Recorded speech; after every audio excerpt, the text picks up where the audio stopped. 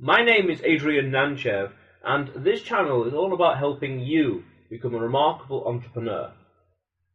So that's why I started this podcast, Become Remarkable, to find people all over the world, whether entrepreneurs or not, to share with you their experiences, their stories, their journey, and who they are.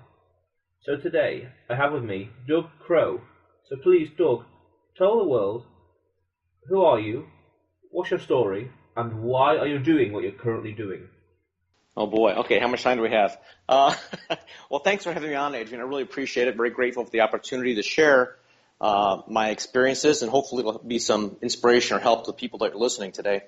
I'm from America, and I've been I guess what they call that thing, the serial entrepreneur. I've had a number of businesses in my life. Some have been wildly successful, some have been outright flops. But currently, I'm a best-selling author, and I help other people become best-selling authors, whether they have a book or not. And I learned this through a journey that I had that it might be helpful for people to hear about. And I got my degree in TV and film production, and was working at a TV studio one day, and Robert Allen came in to be an interviewed. And after the show was over, I was like, wow, I'm looking at the TV industry making $3.10 an hour. And this guy's here talking about multi-million-dollar real estate deals. So I went up to him and said, Mr. Allen, I'm very impressed with the interview. How could I invest in real estate? And he said, well, come to my high-price seminar. No, that's not what he said. He said, come to my seminar, but it was high-priced. It was like $5,000. And I was making $3.10 an hour at this TV studio at the time. So I said, man, I could never afford that. And to his credit, he said, well, why don't you go to the library and check out one of my books then? And I did. And I read this book, No Money Down, and I was intrigued by it. I studied it. I sat around for a year on my thumbs doing nothing. And then one day I picked up the phone and I actually called a realtor. And another year had transpired before I actually bought my first property.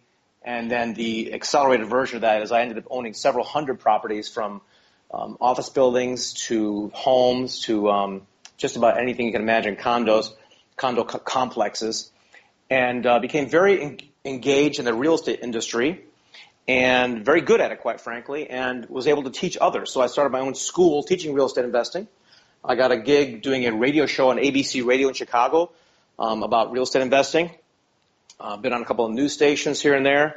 And then, of course, 2009 hit, and I was all of a sudden nobody again. It was wiped me out completely, right? I mean, it wiped out all of my assets. My self-esteem, my marriage, my savings, houses, everything was gone. I was a shell of a man. Quite frankly, it was near suicidal for a few months.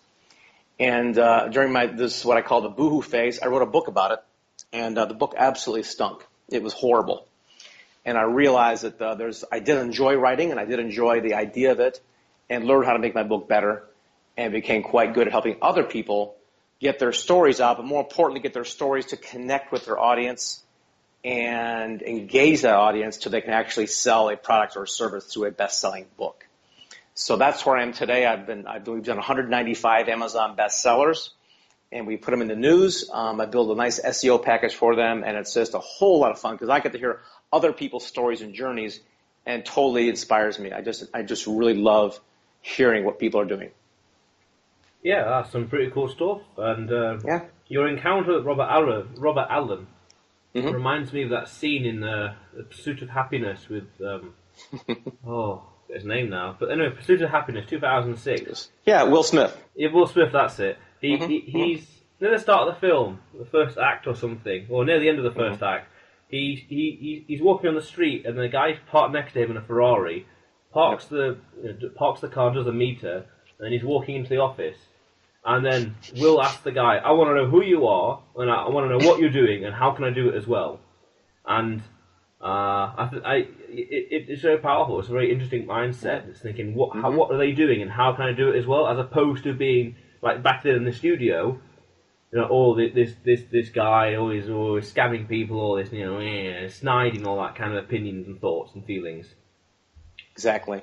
Because when you're young, I was 22 at the time, 23, I think, And when you're at that stage in life, depending on who you are, your experiences, personality, I was a sponge. I mean, I was like, okay, great, I did exactly what he said in the book. And when you don't second guess yourself or what you're reading, I mean, yeah, there's a lot of people that have, thin things out there or what you call scams, whatnot. But generally speaking, if other people have done it, then you can too. Oh yeah, definitely, because it's there's an old saying that success leaves clues, and right. you're talking about having like 195 best-selling books. I'm writing my second technical book at the moment, and we're just pushing that out there and getting. I've not touched it in a few days, but writing on that. And so you said in 2009 you lost everything. Yes. So since then you've pivoted from real estate purely into authoring. Authoring and consulting, marketing, I tend to blend things. There's a lot of people in our space that are purely digital marketers.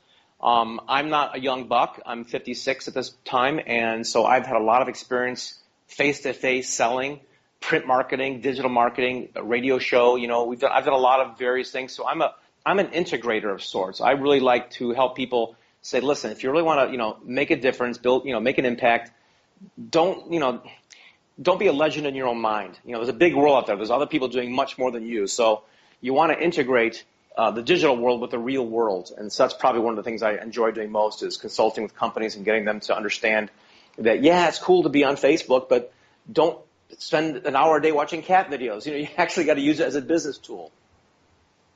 You said just then not to be a legend in your own mind. Can you elaborate on that, please? Yeah. Especially in the author world, I'm polite, but I do get a little bit. I get a lot of the same people, same types of stories coming to me. Oh, I've got an inspirational story about my tragic fall and my awakening and my spiritual journey. I hear it every single day. I hear people saying, "Oh, I've got the law of attraction for blah," or I've got the how to influence people for teens. All these things that are basically regurgitating what they've read. And no disrespect to people who are doing that, but I really want to encourage them to, it's really difficult to come up with something new, right? It's not easy to have a new thought. Everything we experience and learn generally comes from other people, what we've experienced or learned from others. So creating a new idea or new concept is rare. However, there's one thing everybody can do that nobody else can copy, and that's you. So if you want to come out and talk about the law of attraction or something, that's fine. But you better darn well have a unique perspective on it, a unique story that nobody's heard before that's compelling, impactful, and purposeful. So it actually does something and says, wow, this is something I haven't heard before. This is something I can learn from. The problem is people become legends in their own mind because they look at themselves and go, oh, wow, I've got 1,000 Facebook followers. That's nothing. The word brand drives me nuts because I'm building a brand. No, you're not. Nobody's heard of you.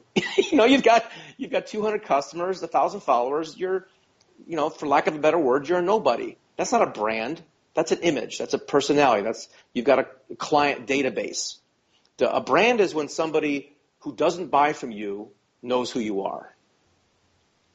Interesting way of putting it. That's interesting way of putting it. Brand, yeah. Yeah.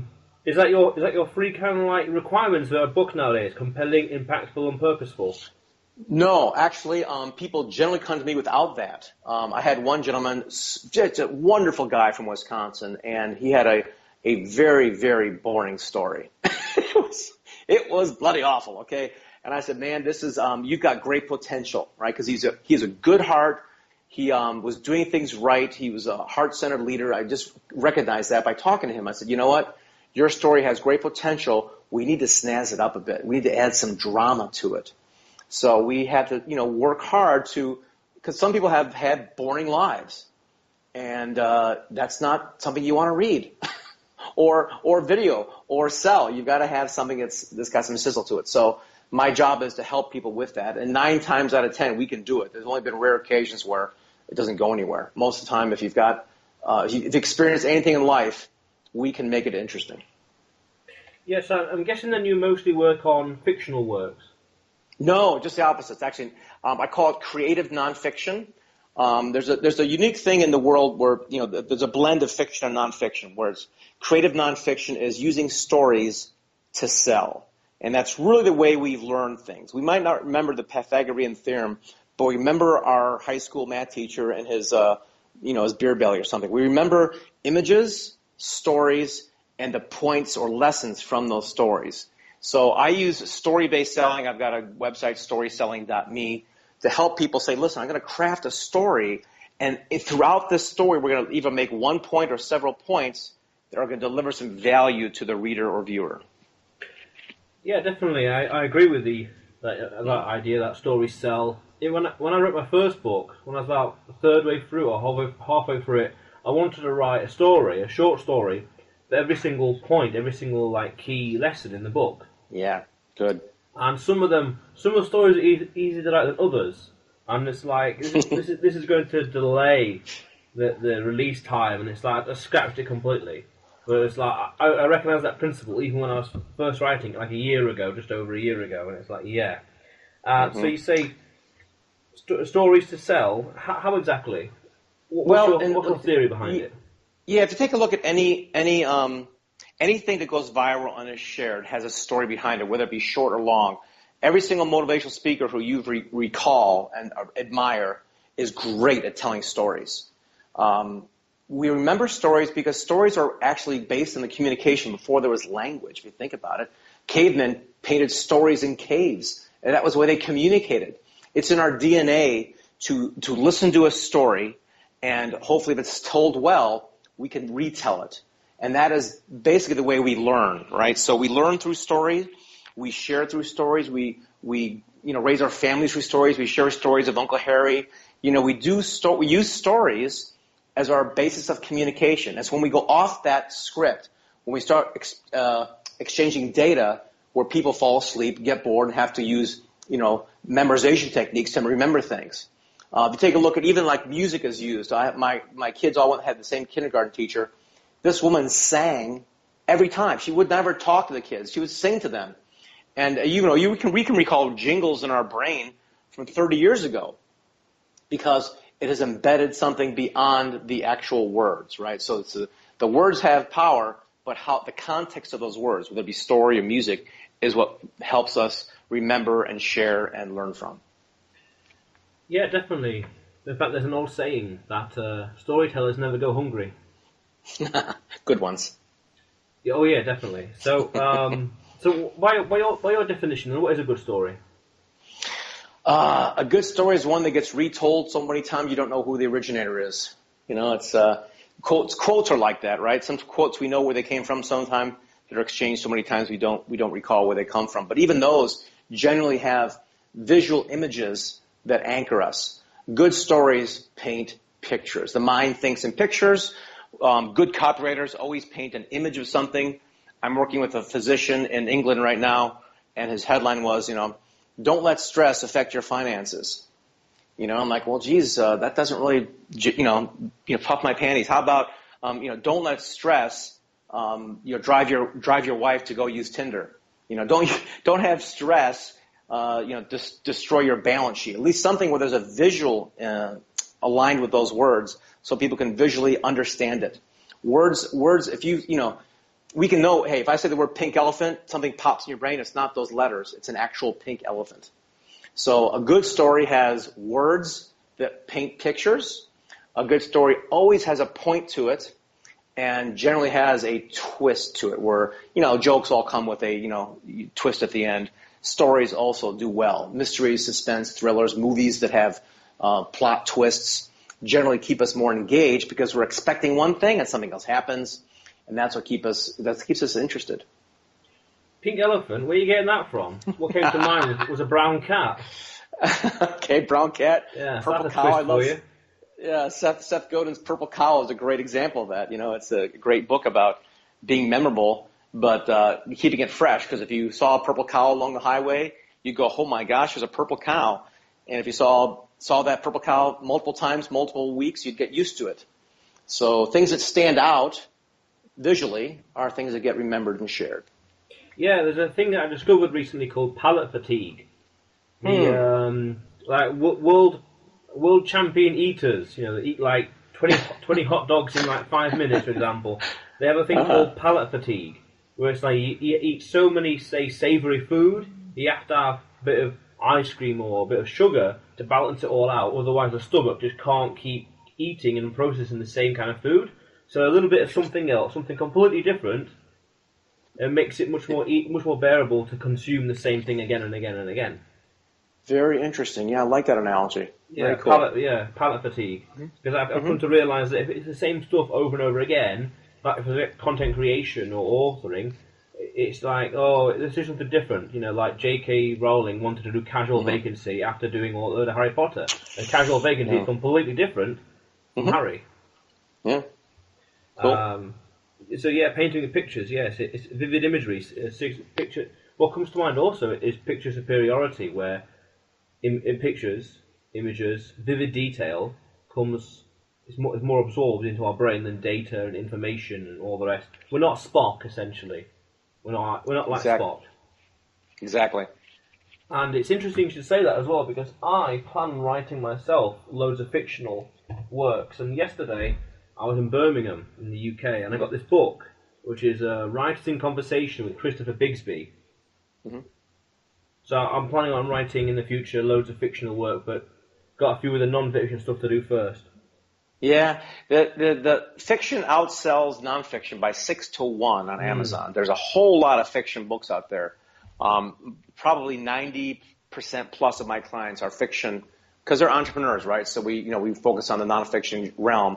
I've had a few fiction clients, however, and quite frankly, Adrian and I was a little bit nervous that I could make them a bestseller because it's so competitive. But we've done it with a couple of fiction books, a biography, and it's been a lot of fun to do it. It's a big market, so you've got to actually build that community. And one of the things that I encourage my authors, whether it's fiction or nonfiction, does not matter, is to build that audience before the book comes out. It makes it so much better to get that audience engaged, receptive. You get feedback from them.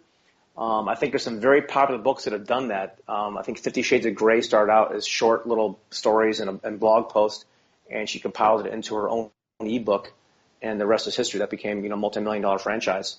So engaging your audience or potential clients, whatever you want to call them, prior to crafting your book by starting a blog or putting it on Facebook or LinkedIn, Twitter, whatever you want to, whatever mode you want to use. Start talking about your topic, getting them feedback, and even getting their stories. Because what if you've had a vanilla life, I guarantee you some great writers and great reporters, you don't have to be Ernest Hemingway, going into war to be a good writer. You can get other people's experiences or be a good observer to craft some good stories, whether those stories are being used to sell something in the nonfiction world or even fiction world. Either one, doesn't matter. Yes, and I've heard that 6 to 1. I knew that fiction was more popular on places like Amazon, but interestingly enough, on Audible, I didn't know what the number was. 6 to 1, I had no idea. But interesting, on Audible, non-fiction sells a bit more.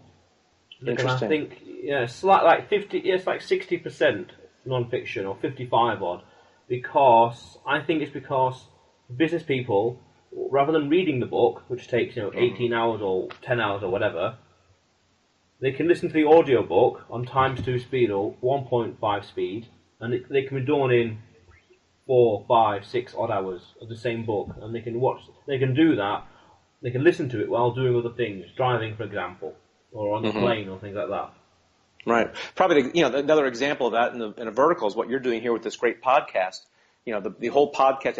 I'm in the old radio days from years ago, and the explosion of podcasting with what you're doing is really probably also helping to drive that, because people can learn and get engaged through a conversation like we're having. Oh yeah, definitely. Multitasking. Yeah. Which kind of brings on to the next point. You said like building audience before launching the book. That's the key mistake that I made with the first book, and no one really knew me. So it's like, okay, now let's try and remedy that. Let's try and do something about that. Let's try and resolve that. Podcasting is one good way. When it comes to marketing, quite clever, I think. Yeah, it's critical actually. I mean, everyone makes that mistake. And the competition is so fierce. I mean, this is a pretty loose number. I've looked several sources, but between 600 and 800,000 new books come online every single year. That's in addition to all the great ones that are already out there. So every day your competition just explodes, and if you don't have somewhat of an audience, whether it's a couple hundred people or more, you are going to be lost online. There is no way around it. So creating that audience and engaging with them is probably one of the key things. You can't just say, hey, I've got this idea, here's what I'm writing about. I think it's important to actually ask them what they want to do. And one of my friends, Robert Corey, taught me something I'll never forget.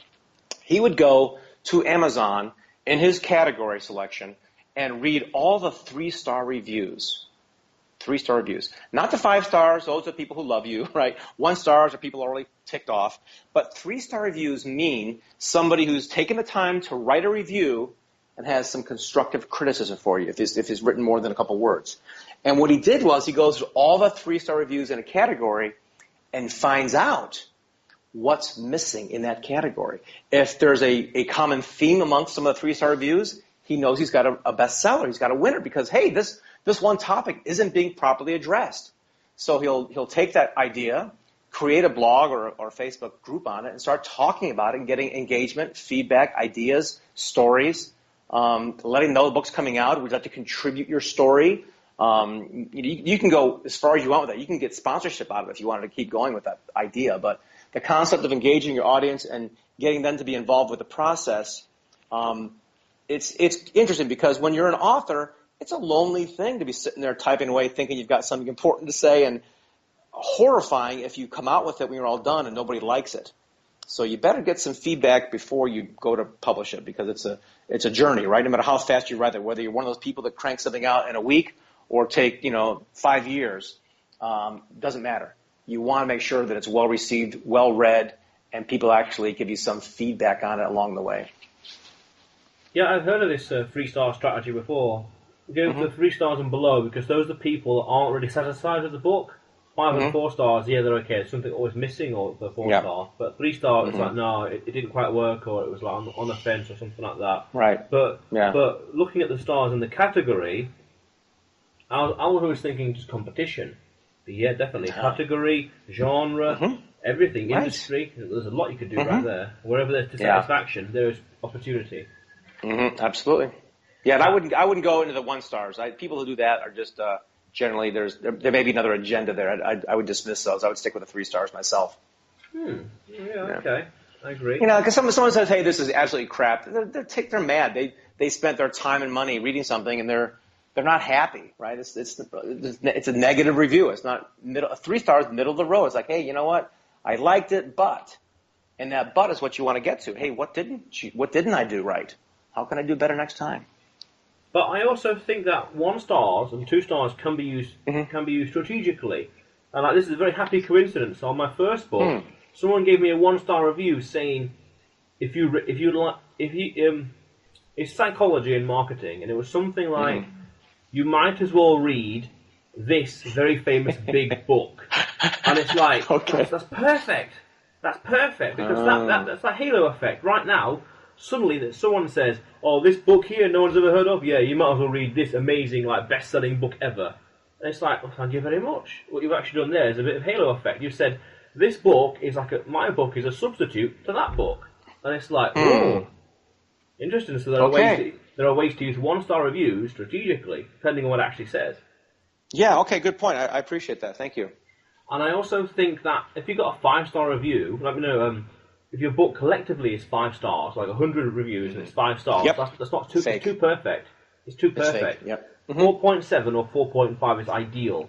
There has to be 10% of 1 and 2 star reviews, because even if you look at all the very famous and big books, all categories and genre, they're going to be something like 4.5, 4.7, 4.2. Anything less, and it's falling short somehow. But anything more, and it's too perfect. And I find that 20 reviews plus, 20 to 50 are ideal, but ideally once you get past 50, it's like social proof. It's who cares if it's 4 or 5 stars? It's like going up to 99 people saying, how is this book? Is it good or bad? It's good. It's good. It's good. It's good. It's good. It's good. One person says it's bad, but it's 99 people says awesome. Why do I listen to that one person? Who cares? Exactly. Very true. And speaking of which, you said getting best-selling book. So you mentioned a book, a non-fiction book, new client that you were conscious that you were struggling with it, or was a challenge. How do you go about creating bestsellers? 195 of them. So Yeah, great question. Number one, I'm very blessed to have a great team behind me. I don't do it by myself, right? So we have a 100% track record. We're betting 1,000 on this, and that's why I'm able to put a performance guarantee with my clients that we will make them a bestseller. And we do this through a multiple approach from several areas. Category selection, number one, it's got to be in their category, but it's not going to be the high competition category. It's going to be something we can decently rank for that's in their broad category. We've got buyers clubs, we've got PR. I'm a journalist with Newswire, so I do a couple of stories in the news, and I don't do press releases. Here's a trick for you. A lot of people in the PR world or press releases, they write these things like, well, Janice in accounting got promoted today, or Bob Jones launches his best-selling book. Well, guess what? No one's going to read that except the person who paid for it. What people are reading is the news. So what we do is we do a thing called newsjacking. If there's a certain topic going on right now, we'll take that topic and I'll write a story about it, a news story, opinion piece, news, commentary, whatever it is, and my client or my author client will be the professional commentary in the lower third of that article. The lead of the article is, hey, President Trump announces XYZ today, how it will impact America, keep reading. And we talk about that story like all journalists are doing, but a good journalist will bring in opinions, right? Either pro, con, or both. So I'll bring in, like in a tragic story, I'll bring in my client as the hero. Veterans Administration has huge scandal, $12 trillion in losses. So my client will say, hey, you know what, we're actually donating 10% of our proceeds of our book to veterans. But he comes in and talks about it as a veteran himself or a friend of his, however we can connect or spin it.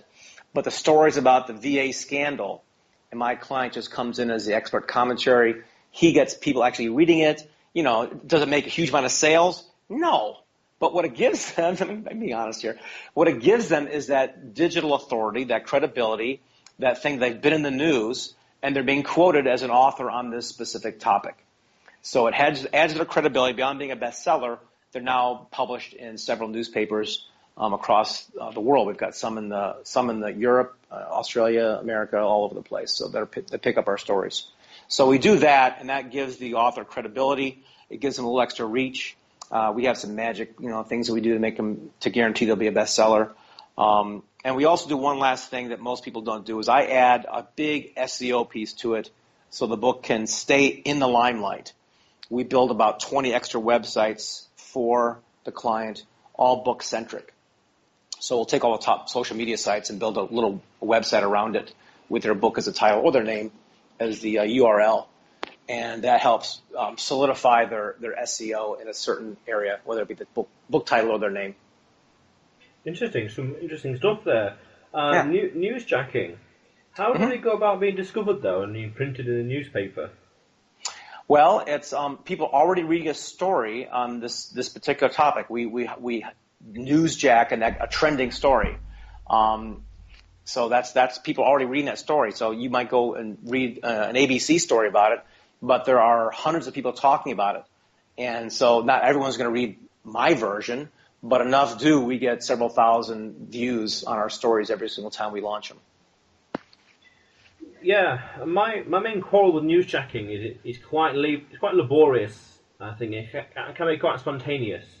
So it's timely, right? Yeah, real team ready to go, real system structure. We've got a team to do it. My editor and I have been getting along for years, so there's not a long process to approve my stories. I generally will take a story that has legs to it. I'm not going to do ones, like a celebrity death, right? That usually has 2 or 3 day window to it. So I probably won't have my story come out the day of because I just heard about it, which is good because I'm going to be honest with you. I can't normally compete with top tier, BBC, right? So I'm going to be coming in on when the story is starting to die down and bringing some unique perspective to that story. And as it dies down, before it's completely washed out, I'll get some readers on it. So it works when we time it right. But yeah, it's got to be within a 24, 40-hour window generally of a story. And if we miss one, we'll just hold off and find something else. There's always something to talk about. Always. Yeah. Mm-hmm. My other quarrel with this is, uh, unless like an anniversary or something, you're not going to get much evergreen traffic to that kind of content, that kind of awareness. But I don't think evergreen traffic is the purpose of newsjacking. It can't be. No, I was talking to a client today, in fact, who wanted to have one story written, and I said I'll do it, but it's not going to help. You really have to have That's why PR firms generally have 2, 3, 4, 6 month contracts. 1 month you're just getting warmed up. So most of my clients, if they understand this, and I hope they do, you don't want to go in there to get one press release done. You want to have at least a 30, 60, 90-day series of articles. And they can be different. They don't have to be the same topic, because I can spin anything. I mean, it's a gift that I have. I can take almost anybody's content and find something to talk about it in the news. I mean, there's so many categories, whether it's technology, health, finance, personal, human interest, celebrities. I could spin anybody's content into having an opinion piece about something. I mean, I took a counselor just the other day. There's a lot of talk about racism in America right now. And I was letting that die down a little bit. So her story was about she's a trauma counselor. So, well, that's a pretty easy connection, right? We connect trauma to that. So we did a little piece on it, and she gave a contrary opinion to it, which is always helpful. Yeah, fascinating. How do you go about doing that then? Spinning content anyway? I'm just creative. I mean, you give me a topic right now, and I could tell you I could spin your book to it. I mean, what's your book about? Content marketing, actually, inbound marketing. Okay, so I would take I would go into the Advertising Age news magazine, or go on Google News and look for marketing advertising. And here's an example. Okay, so I'll give you a strange one. One of my clients is a restaurant consultant. I mean, is there news about restaurants and stuff? Not really. But he talks about establishing good customer service. It's all about customer service in restaurant business. And at that time, it's funny you should mention this, Coca-Cola bottling plant over there in the UK, they found some feces in the bottles. It made the news for a few days. Like, okay, here we go, Andrew. So I said, how did they deal with this from a customer service perspective, right? And I wrote about the story. I talked about customer service from a major beverage company, and he made his commentary on it, and boom, he was an official commentary on a international story. Yeah, and I think that's the best way, getting authority then, getting trust and respected. Yeah. Going back a bit, you mentioned a buyer's club. What is that? Mm-hmm. What is that exactly? In terms of marketing a book, I really there's a lot of people that teach how to do things out there. I've got courses, but 90% of my business is done for you. So with my clients, if they have a book and they've got a tribe and a community, it's not that tough to make them a bestseller. If they're brand new and they have no tribe or community, how in the heck do I guarantee they're going to be a bestseller? Well, I'm just going to tell you, we have to buy the book. We have a buyer's club of a wide range of people, in fact, from housewives to CEOs, all in this club, and they buy the book. Ty Lopez does the same thing. He's got a big buyer's club. A lot of guys. Mike Koenigs does a thing where he puts people, a couple hundred people in a room, and they all buy each other's books that day to make a bestseller. It's a one-day, one-hit wonder. All right. So you are a bestseller that day. It's validated by Amazon, and for most people in my industry, Yahoo, we're done. That's just where I begin. I just start there, because I don't, as much as we call it what it is, right? You're a bestseller technically, but it doesn't last more than a day. So we want to make sure we can keep it going. That's why we add the news and the SEO on the back side of that, to keep it going as long as we can for them. Oh yeah, interesting. So, yeah, cool. You also mentioned other ways of getting a bestseller. Could you elaborate on that? Yeah, absolutely.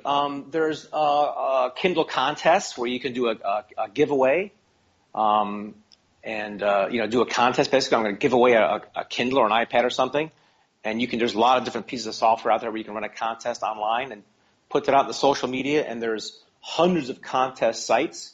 You could put your contest on, and for the price of a few bucks to list it and a Kindle, you could pick up thousands of people who are entering your contest.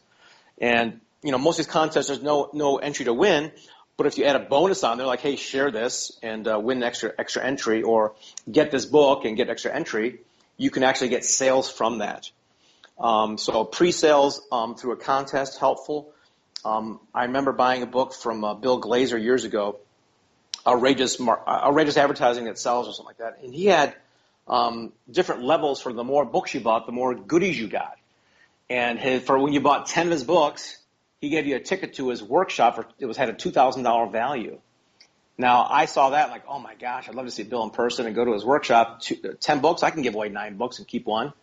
So I did. I bought 10 books, gave away 9, and guess what? I didn't go to his workshop. It was like, 3 months later, I got busy, whatever.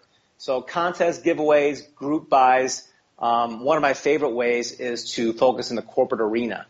A lot of people trying to sell books one at a time. That's tough going, right? You're trying to sell a $5 or $10 book to a person, and if you spend more than 10 minutes doing that, you're not making more than a few bucks an hour. So if you've got a book or a topic that is of interest to one person, it's of interest to more than one. And if you can align that with a corporate mission, a nonprofit, any kind of group, community out there, and talk to them about structuring perhaps a deal for them or something, you can move a lot of books into large groups if you've got some help. We help some clients do that who see that. It takes a little bit of time and resources to pull it off. It doesn't happen overnight, but it's very, very lucrative. I know one guy did that. He did a very simple ebook. It was almost like white paper in size, and just gave it to a corporation. They said, great, how can I get this to more of my people, my company? And he said, well, we could do a download. And the guy said, how much for the download? And he was thinking he'd just give it away for free. He goes, oh, I don't know, $1 is fine. And he woke up, I think it was, 4 or 5 weeks later, 135,000 downloads of his white paper at $1 each. Yeah. All of that because he aligned it to the blue chip or the corporate mission. Yep. Fascinating. Mm-hmm. Well, that's fascinating. Yeah. I've got dozens of more ways, but you got to contact me if you want to know all of them. Well, that's all right. We'll get on to that at the end. Yeah.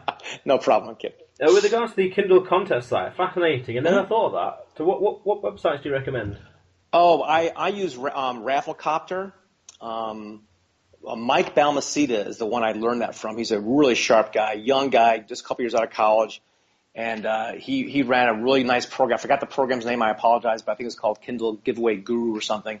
It was a great product. I learned all about Rafflecopter, did a couple of them for myself and one for a client. You get great engagement. You get a lot of people who will want to win things for free. It's a great way to build a list, quite frankly. It's a loose list because people give away free stuff. They might not be qualified. But if you've got a general topic of interest, it's not so bad to do. There's a couple pieces of software. I use Rafflecopter, so that's the only one I'm familiar with. There are some other ones that were a little more pricey, but a little prettier style-wise. But you can Google that and find there's a couple of very popular ones out there. Yeah, cool, interesting. Yeah. So let's go back a little bit. Just to clarify, you met that guy that gave those books away $1 each. Mm-hmm. How did he get in touch with the company in the first place? Just remind me. Called him up. Just like cold call. It might have been a cold call. It might have sent an email introduction. But here's the thing about most people, and I've been in both the corporate arena and an entrepreneur, right? And they're people, and you'd be surprised how much they need the entrepreneurial mindset, how much they need the entrepreneur's energy. Sending blind emails is probably not the best way to go, and cold calling is not fun. Everybody hates cold calling. I've got in major corporations basically through referrals. I did something for somebody. I gave a free consult. I gave a talk at a Rotary. I did something, and I just talked to people without pitching. Just, hey, how you doing? And just meeting people organically is the best way to get anything done in the world, quite frankly. And I'll tell you a quick story in this. It wasn't related to books, but it definitely worked. I was at a church auction, and just walking by and talked to one guy there. I'd never met him before in my life. And I said, hi, are you? What do you do? And he said, oh, I have an ATM company, and I just bought an armored car company to go with it. And I said, oh, I just sold Dunbar Armored a bunch of cell phones. Oh, cool, that's great. See you later. So I just found out this guy has a decent sized company, and he just bought another company to help him out. And I'm selling cell phones at the time. I didn't do anything with it. A couple weeks later in the paper, I saw an article about thumbprint recognition scanners for ATM machines. I took scissors and I cut this article out of the newspaper. I put it in an envelope and a stamp and a note on it. I said, thought this might be of interest to you, and I sent it to him. Now, emails get blocked, phone calls get blocked by administrative assistants, but personal mail with something in it generally gets opened to the recipient. So he opened it up. I got a phone call. Hey, that's great. Thanks for the article. By the way, we need a couple of phones. Come on in. Okay, great. I'll go sell 2 cell phones. Well, fast forward 3 weeks later, we had sold 400 cell phones into his company. I got his entire long-distance contract, everything. It was like $8,000 a month residual coming out of this one newspaper clipping. Yeah, some good ROI right there. Yeah, but most people don't take the time to do those small things. Personal notes, thank you notes, giving without expecting anything in return. These are fundamentals in 7 Habits of Highly Effective People, and I learned a lot from my friend Bob Berg from the Go Giver and Endless Referrals. You give without expecting anything in return, and that permeates the conversation. People see that, and there's no stress, there's no pressure, and you don't honestly care whether they give you business or not, because all you need is 1 out of 5, 1 out of 10 to say, hey man, they're feeling the law of reciprocity and they want to do something for you. So it's networking 101, and if you come meet me at a networking party, you're not going to get my business card. I don't really carry them. I'm going to talk about you and what you do. I'm going to ask for your card. So that's why it's like blending the offline and online thing is critical. All this online stuff, me. It's like, oh God, I don't want to hear about you anymore. I share more articles from Neil Patel than my own stuff, because Neil's a genius. Yeah, I find that when I make it all about the customer, all about them, what their problem is, what the solution they want, their product, etc., they care more, and I get much better responses from them as well. It's pretty cool. Absolutely. And I find that, we're dealing with people, human psychology, and emotions and all the rest, and, storytelling. So it's like, that's why I think B2B and B2Z are ultimately the same thing, because we're dealing with humans. And inadvertently, great point. We're dealing with the end consumer, whether we're B2B or B2C. We're just a middleman if it's B2B. Yeah. So I don't know exactly how my friend got in there with the white paper thing, but I guarantee it was he had met them first in person. It's not something you can do over email and phone. So however he got in, whether it was through an introduction, a phone call, an email, whatever it was, he didn't care. He didn't even think about getting $1 per download. He just wanted to get the white paper for consulting with the company, right? He was just a business consultant focusing on that angle. He didn't understand the publishing world of white paper, saying, "Well, this is so good, I can give it to my people." $1, that's nothing, no big deal. 135 people or 100 people, it doesn't matter to him. Yeah, that's a pretty cool story. But Doug, as we begin to wrap up this podcast, what are you working on now, and what's the best way for the audience to get in touch with you? Thanks for asking. Well, I've got 2 major elements that I'm working on for clients, whether it be corporations, CEOs, or individuals. I guess, like you just pointed out, they're all people. One of them is that they already have a book. I love talking to them about helping them make their book effective, whether it's through a bestseller campaign, PR, or some combination. A large percentage of people actually have an idea, a story. They don't have the time or skill level to write. And so I've got a team of journalists, ghostwriters, designers, proofers, editors that can do all this. And we basically spend a lot of time in the research and positioning. And then we basically interview our clients and create a best-selling book for them. It's a lot of fun, right? It's just a great thing to do. If a book is not part of your process, then I can take those same concepts of story selling and help you with it in terms of your blog or your social outreach or your Twitter followers, whatever it is. We can create a personality out of your brand. And we do that. The way to get in touch with me is just a couple different ways. My email is doug@dougcrowe.com. That's DOUG@DOUGCROWE.com. On the book side, I've got a little ebook about this. You can go to storyselling.me and get that free book. And at the end of the page, if you want to have a chat, then click a button and we can get on the phone. Yeah, cool. Interesting stuff. But yeah, but Doug, it was great having you on the show. I appreciate it, Adrian. Thank you so much. Yeah, thanks a lot. You bet. So, ladies and gentlemen at home, if you haven't already, click on the subscribe button below and press the bell notification right next to it for the latest uploads. And if you're watching this on Steam, however, comment, re-Steam it, but most importantly, follow me. Because either way, there is plenty more content to come. Because this channel is all about helping you become a remarkable entrepreneur. So go out there today and do something remarkable. How cool is that?